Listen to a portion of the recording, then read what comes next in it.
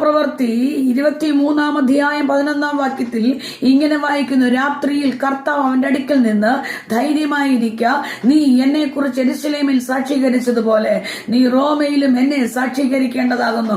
നോക്കിക്കേ, ആമേൻ. പൗലോസ് വല്ലാത്തൊരു പ്രതിസന്ധിയില. 23 വായിക്കുമ്പോൾ നമുക്കറിയാം, വളരെ തകർന്ന അടുത്ത നിമിഷം മരണം ഉറപ്പാ.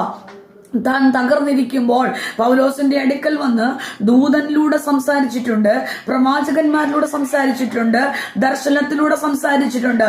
എന്നാൽ ഈ തകർന്നിരിക്കുന്ന സമയത്ത് വേദനപ്പെട്ട് അടുത്ത നിമിഷം മരണമെന്ന് തന്റെ ഹൃദയത്തിൽ വേദനപ്പെട്ടിരിക്കുമ്പോൾ പൗലോസിന്റെ അടുക്കൽ ദൂതൻ വന്നില്ല, പൗലോസിന്റെ അടുക്കൽ പ്രവാചകൻ വന്നില്ല, പൗലോസിന് ദർശനം കൊടുത്തില്ല.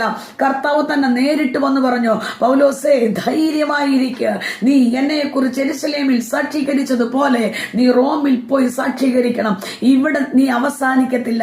ഇവിടം കൊണ്ട് നിന്റെ പരാജയമല്ല, ഇവിടം കൊണ്ടല്ല നിന്റെ അവസാനം.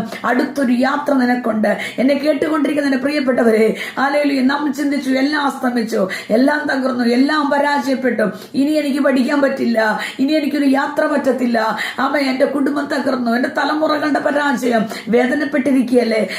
ഏത് വിഷയത്തിന്മേൽ തകർന്നിരിക്കുന്നുവോ, കർത്താവ് പറയുന്നു, നിനക്കൊരു യാത്രയുണ്ട്, നിനക്കൊരു ശുശ്രൂഷയുണ്ട്. അടുത്തൊരു മേഖലയിലേക്ക് കർത്താവ് കൈ പിടിച്ചെഴുന്നേൽപ്പിക്കുക. ദൈവ ശബ്ദത്തിന് മുൻപിൽ എത്ര പേരെ ഏൽപ്പിച്ചു കൊടുക്കുന്നു? കർത്താവിന്റെ കരങ്ങളിൽ ഏൽപ്പിച്ചു കൊടുക്കാം. ധൈര്യമായി